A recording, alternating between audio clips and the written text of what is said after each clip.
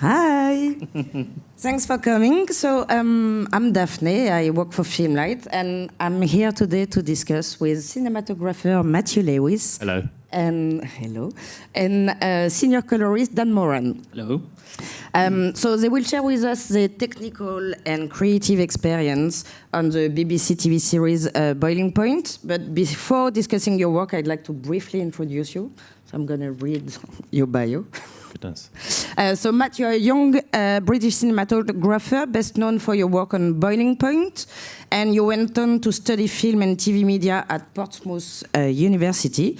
After graduating, director Philippe Barantini contacted you, and then you went on to collaborate together on multiple projects, including Boiling Point.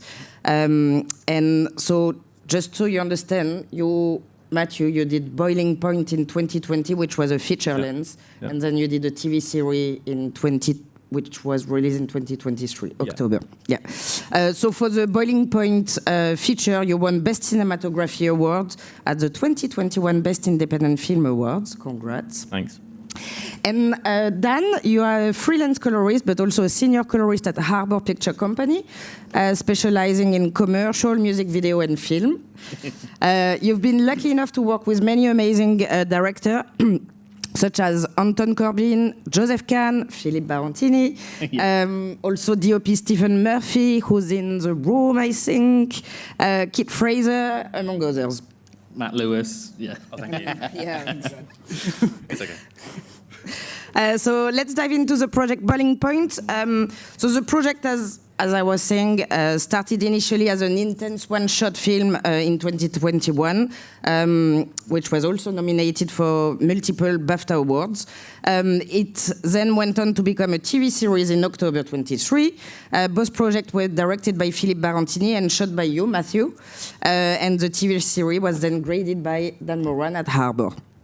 So before starting, I would like to see the trailer so we all know what we're talking about.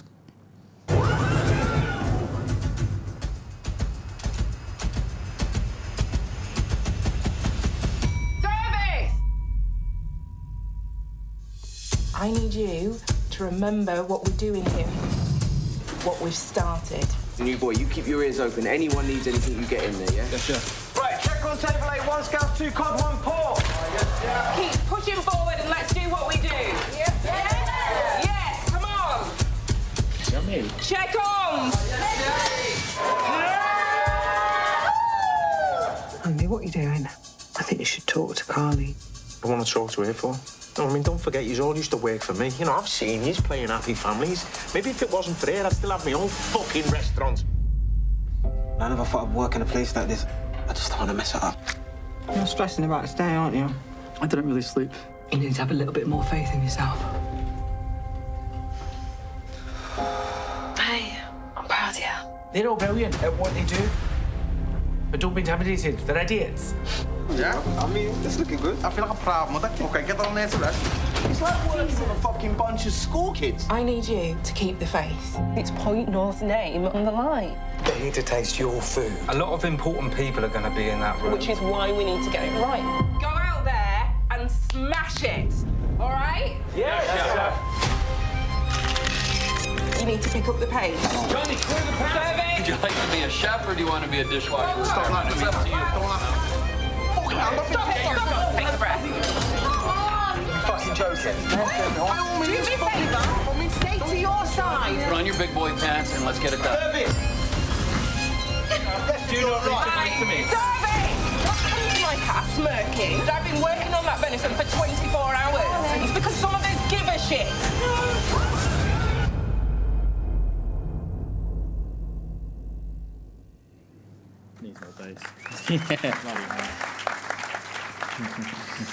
Okay, so firstly, Matt, we have to acknowledge that you were only 23 when you did the feature, which is quite impressive to land such a project at this age.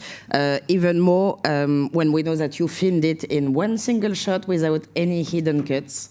Can you tell us how you got the opportunity to work with Philippe Barantini on the film? Yeah.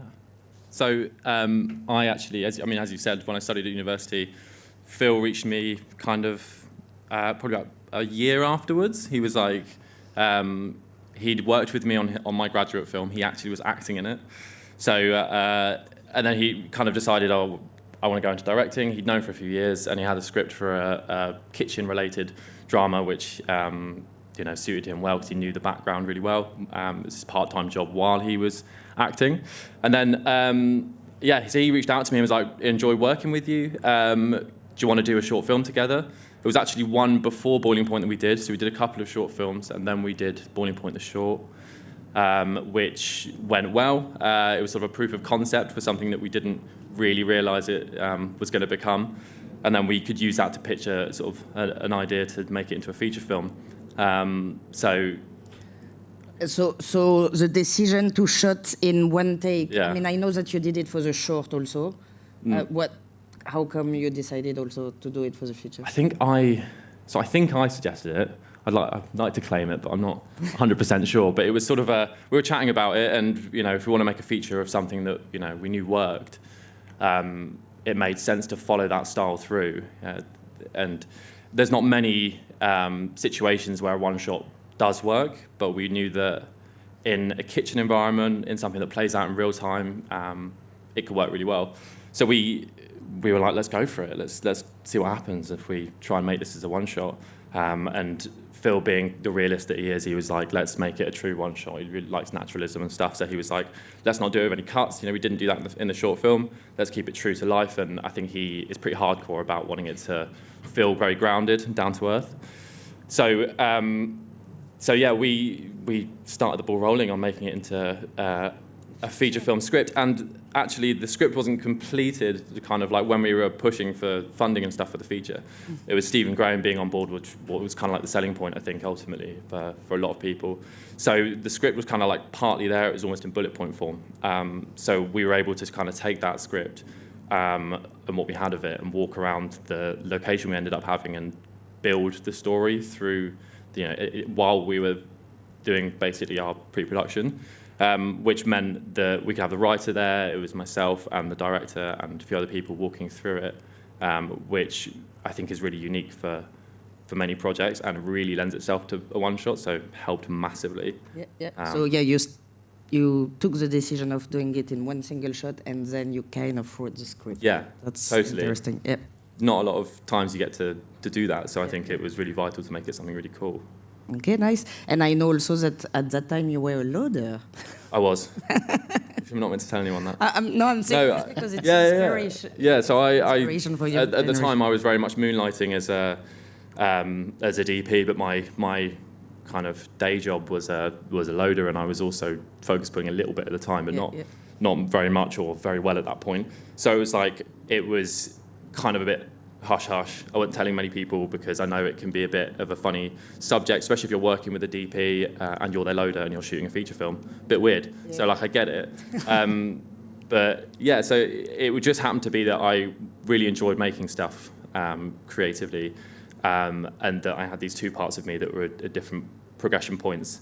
So you're not going to say no to it. When opportunity comes your way, you have to take it. And although I knew at that point I couldn't kind of make a leap as a DP, I didn't have much behind me credits-wise. So I had to keep loading, and I did ultimately enjoy it, even if I was a bit of a terrible loader. I was able to sort of build that DP career before I made a proper jump into it. Definitely non-traditional, but I think there's a lesson. But inspirational. Oh, thank you. But there's a lesson in taking those opportunities for sure. Nice. And so you, Dan, you didn't grade the feature, but you came in for the TV series. How did you get involved in the project, and at which point did you join? So I was involved very early. We were grading another TV show at the same time as they were starting pre. So it was quite fun that we could go on shot deck, go through hundreds of references, and basically kind of build what we wanted very early, before the sets were built. You were on a Zoom call with the production designer saying, oh, the floor can't be this color, change that. And it was really nice to know that you had that level of control. They're listening in, yeah. Make it dark, make it dark. No. So what was good about that is we had done a music video before. It was just after the feature, and it was for Sam Fender. I think it was called Spit of You. It was, yeah. So Stephen Graham was in that, and I had spent a lot of lockdown trying to make digital look as authentically 16mm as possible. So when I think Phil had asked for like a film-style grade on it. Blind Eye, the production company, brought it to me, and I said, oh, here's all my bag of tricks. And we loved that look, and I would say that actually evolved into Boiling Point. It evolved first into Malpractice, which was the series that we did before, and then it, it was a look that we were like, carry it on into this drama as well. Yeah, and we're lucky that Phil is a very trusting director. He'll say, here's some references, here's like uncut gems, make it look like that. I don't always care. Uncut gems. Yeah, it's always. But he just basically said, you guys handle the visuals. And then when you started lens testing, I would check the lenses. I think it was the first day that you had the camera on set, they were still building it. I had, I guess it was the lenses and the camera package, so I had the exact sets to work from. So then the look was dialed in to, I'd say, about 90% of the final grade. So it was good. Like, we went brave, but we did plan for accidents, maybe happy accidents, that we did put a one-stop pull on the LUT. So everything that was being recorded had a little bit more shadow information in there. Yeah, that would stem from a lesson learned on the previous job. For me, I was, everyone wants it kind of crunchy and dark, but there's a point where you want to make sure there's a little bit of detail there, and we found that became a problem every now and then in Malpractice, and I really didn't want to face that issue again, knowing that you've got, anyway, the latitude, and you can preserve so much highlights, you can kind of be a bit more aware of like those shadows, kind of keep them up a little bit, while not scaring the execs and the director and all that. By what they then preview is something that's a little bit more what they wanted to see, a little bit crunchier. So And can you tell us a little bit more about the look in general? I mean, this is an overview. But so I know that the feature had more like a naturalistic approach. This one, you wanted it more film? Yeah, I mean, totally. The feature was, obviously, being a one-shot, it was, there's, not every frame can be curated in the same way that you can when you're obviously cutting and you can relight moments and stuff. So I wanted to make something that was a bit more sexy, basically, and a little bit less naturalistic, that was, we could finesse each frame. But more than that, it was obviously, there was these two key locations. There was the kitchen and the restaurant, and it was creating a look that made these two worlds feel miles apart from each other, ultimately, because they are, the front of house and the back of house was so important in the story that we wanted to make them feel like these two teams. It was like, it was the hell of the kitchen and then this sort of fake heaven of the front of house. So I think that was really what stemmed the look, was to sort of create these two worlds. And obviously, if you're going to do that, a great orange and blue combo is going to work, and it works really well for those overhead lights in the kitchen and how we design the restaurant. No one wants to sit in a blue restaurant. And in terms of color?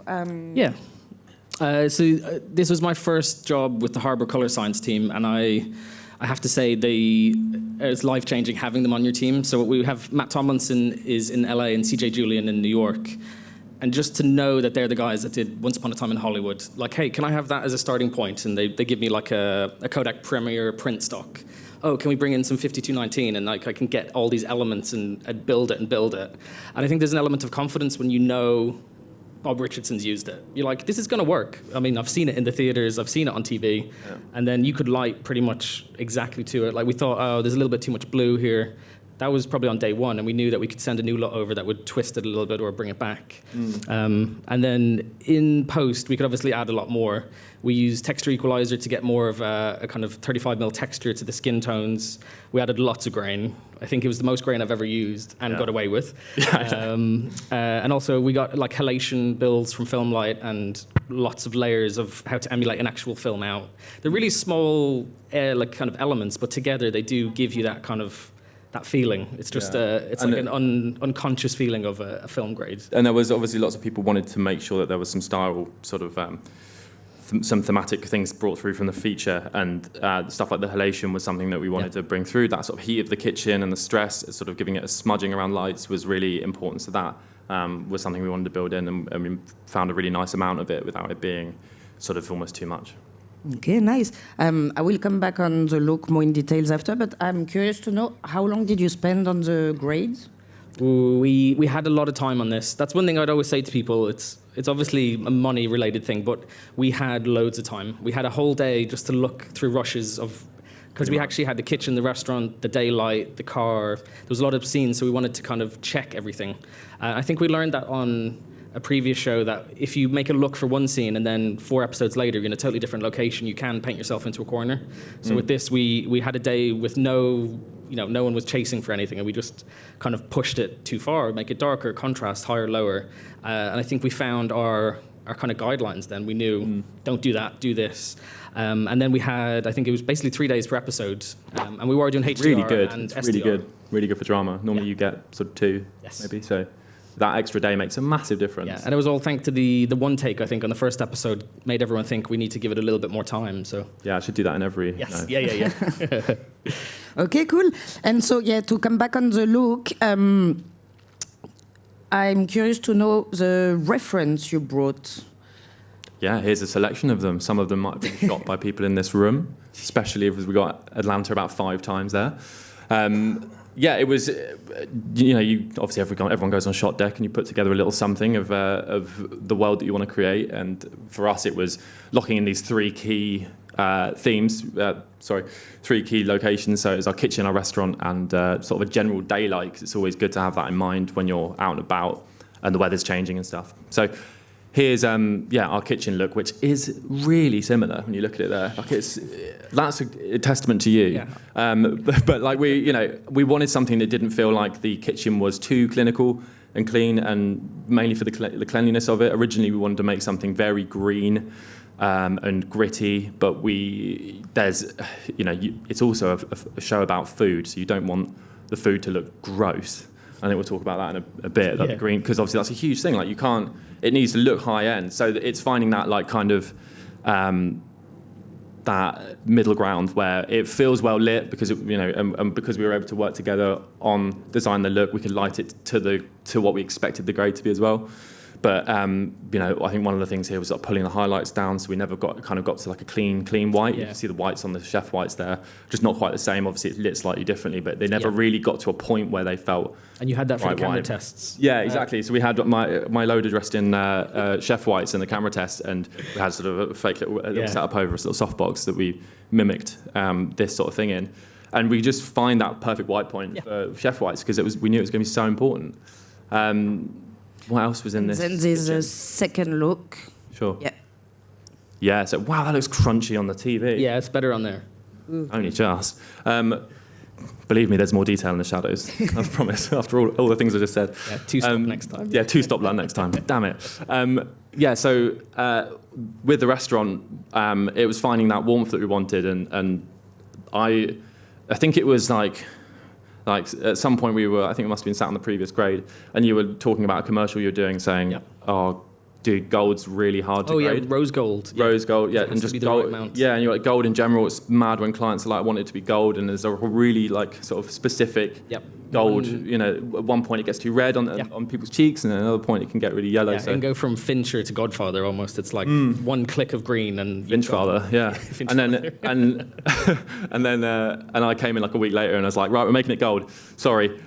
So I pulled up some references where it was that kind of really nice gold sort of warmth through the dining room. And I mean, yeah, that was probably a big challenge for us. And again, we might talk about it in a minute, but getting that gold was yes, a tricky, one. And that's the exact reason. That's the exact reason. So it's almost like we knew what we were about to say.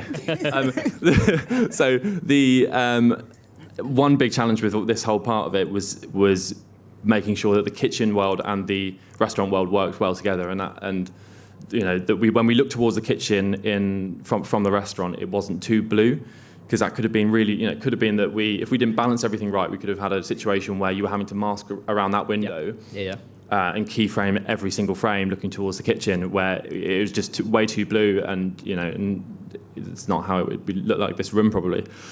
So we had to be careful with the balance there, and I think that was the beauty of it, of coming in early, was we were able to be like, okay, well, that's exactly where we want the white balance to be there. Yeah.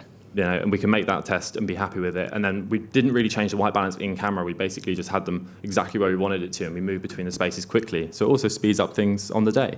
But it's that being prepared. We knew that we could always pull those colours further, but if we keep them a little closer to each other, then we leave ourselves some room later to play without it being a constant problem. And technically, Dan, how did you work out the matching space? I would actually say it was one of the hardest shows to work on because it was so controlled. Like, we knew exactly what we wanted. So if the restaurant scene, someone walks closer to the window, they're getting a little blue spill, but then they're going to walk all the way across the restaurant to the darkest, reddest part. So I got quite good at very long, gentle keyframes to get the best of both worlds. The other tricky part is Phil loves cinematic, but also because he was a chef, he was working in real restaurants. He knows I'd say he's like a very good bullshit detector. He knows that restaurant's not real. Call you out on it. Like, lift it. So there was some times where I'd sit there very smugly, like, oh, look at this. And he thought, no, don't buy it, up. Yeah. And then the next day I might have gone too far on another scene to kind of think ahead, and then he'll say, no, this is too bright. So we very much kept it in reality because the show is so intense that you didn't want to kind of take away from that by making the look too distracting.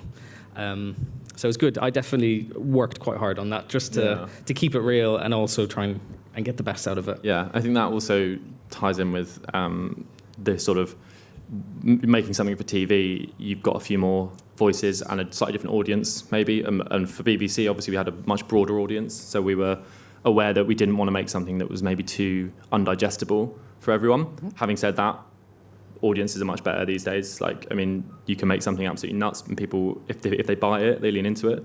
But you're still aware that those voices are going to be there to say, well, maybe not too much, maybe not, you know. And so it was shot in a way that felt quite safe, but with room to play. And we always probably overshoot that play to start with. Yeah. Oh, yeah. Because you can always wind it back, you know. Yeah, yeah. And they might like it. First presentation is always the darkest, the grainiest. The greenest. The greenest. Yeah. But yeah, no, it totally, you can then bring it back. And I think that's really... Yeah. Nice. And just to come back on so there were three looks, basically. The restaurant, the kitchen, and then... a sort of daylight. Yeah. This is sort of more morning, but it was... Yeah, I think this is probably the easiest one to set. You just find one that you're... Like a space that you really like, and I think we had a slight magenta in there. Yeah, for the morning side for the morning stuff, for sure. It got a little bit icier, a little bit more sort of cyan towards our kind of middle of the day and stuff. But, I mean, we were shooting in Manchester... we actually got a lot of overcast, which is really lucky and fortunate. So we're able to set around that as well. But yeah, you can see, you know, where we pulled the colour to get it to a place we like. Obviously, the overcast New York stuff in Succession is fantastic. So it was a great reference for it. Nice. I do say so myself. and you were talking about the challenges. Yeah. My God. Yeah. Of balancing images between spaces. Did you get any other challenges? I think it was... I guess you can talk about finding the gold, I guess, slightly. I don't know if you've got even anything to say, because it was more about us, a combination of how we were lighting the space and knowing what the light was going to do, so that we kind of had it in a good place again, you know, when we were shooting. But I don't know, you pulled the gold out of your, wherever you pulled it out of, and it was really great. Nice, where you found the balance. And I think, again, it just comes back to preparation. Sound like it? Yeah, I think if you think about like the one shot at the start of the first episode, it reminds everyone that it's a physical space. So there's this hard kind of concept you have to keep pushing with people that's a different part of the restaurant. So you might have someone at the bar, and the bar is kind of like lit from behind, isn't it? So everyone's got loads of light, and then it cuts to the other end of the restaurant that's really dark. So I think that was another kind of area that it's a physical space, but we might be in that restaurant for 20 minutes. So you have to match it without matching it and making it really boring, but also match it. That's the only way of describing it. Like the kitchen, there was a dark blue corner, a warmer corner, and then as the edit went on, you'd have to just watch it and say, that's jarring me. Pull up a frame from the last episode, make sure it's all in the same place. Even how close they were to the pass where they were taking the food from. Yeah. If they were leaning in, they were warmer. If they were back, so it was. Did you mention the kitchen lighting change? I don't know if you have. Okay, so in the first two episodes, half of the kitchen is way more daylight than the other half. I know we've got to fly through. Light. Yeah, the orange light of doom. So. We originally, an idea of mine was, okay, how about we make one side of the pastry side of the kitchen much cooler, so that it kind of, well, not much, but like 400 Kelvin cooler, just so it's kind of like you feel a sense of the change of geography. I was worried that you would not understand which way we're facing in the kitchen, literally because it's all quite similar, you know, all shiny surfaces and white walls. So it was, very much what about we make this end a little bit more daylight? And then we started seeing the dailies come through and the rough cuts, and we were like, that doesn't work. That doesn't work because it makes it look like the grade's wrong. Yes. Because one side of the kitchen will be blue or cooler, and the other side will just look whiter. And your brain's like, this isn't the same space. That person's not looking that way. Thankfully, the easiest fix ever. Yeah. You can just cool it off. But temperature. Yeah. But it's interesting how your intuition says one thing, and then actually when you see it cut, you're like, no, that's not right. Yeah. And so then for the latter 2 episodes, sorry Phil, who did block 1, we corrected it and just had them basically match all the way through, and it's just way better. Didn't feel as clunky of a cut straight away. Because the way I'd approach a grade, and I learned this from Stephen as well, when someone's lit something, don't fix it. If the lamp over there is orange, the lamp over there is cooler, don't fix it as default. A lot of newer colorists try and fix everything, and it just kind of ruins the cinematography, essentially. So the first time I did that, I thought, I'm going to leave it and see what happened, and then we added as we needed to. It's different when the DP gets it wrong. Yeah, you're like, can you just fix that now, please? No, it doesn't work, does it, Dan? Yeah. And then also maybe quickly the food. I don't know.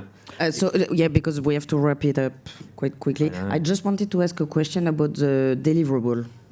Yes, so we did HDR, SDR. We were quite firm on the HDR straight away. We set a maximum brightness level for the show, and then if there was a scene that needed it, like say the fire, I think that was in the trailer where the pan explodes, we would let that go up to a higher level. I'm quite a big believer in HDR, but I like it to feel like what we're used to seeing. I don't like a show that has everything really distracting in the background, like the blue lights are pinging when you're trying to see people's faces. So we started low and then brought it up as we needed to, which I think works. You start on a theatrical, you're going to do your 100 nit pass and then go up from there. And we did actually just use the Bakelite DRTs. So we delivered in HLG for iPlayer, and we did SDR. So it's quite handy that the workflow was so established that we didn't have to think about it. On previous jobs, we had to do a lot more we'd graded in HDR first, presented it, and then the next day we'd do an SDR review. So I think I learned how to manage all that with the execs and just not to scare anyone, really. It also comes down to trust as well. I trusted that you basically could do the HDR change. Yeah, exactly. I think we're at that point now where HDR is just part of the same aesthetic. It shouldn't be a creative difference. It should be the main kind of look. So yeah, it was good. I would say it's the best result I've ever had. I felt like everything was in my control this time, and it came out the way I wanted it. So yeah, hopefully you like it. Otherwise, I'll have to take it back. Yeah, take it back, dude. No. I think we might be... This is so stressful. I know, we've got a nice red light now, guys. The light is red. Okay, so, and one last question. What's next for you both? I've got a 4-part Netflix series going to prep in 2 weeks' time. It's quite soon. Exciting. Nice. I should hopefully be working on that. But I'm also starting a movie We'll see. Starting a movie with Kit Frazier and Babak Anvari soon, which is going to be very fun. And hopefully that'll be out by Cannes, if I can grade quick enough. Get busy. Yeah, exactly. Okay, well, thanks everyone for coming. If you have any question, because we are done. We had so much more to talk about. You can just come and speak to Dan and Matthew. Thank you. Absolutely. Thank you very much. Thanks, guys. Thank you.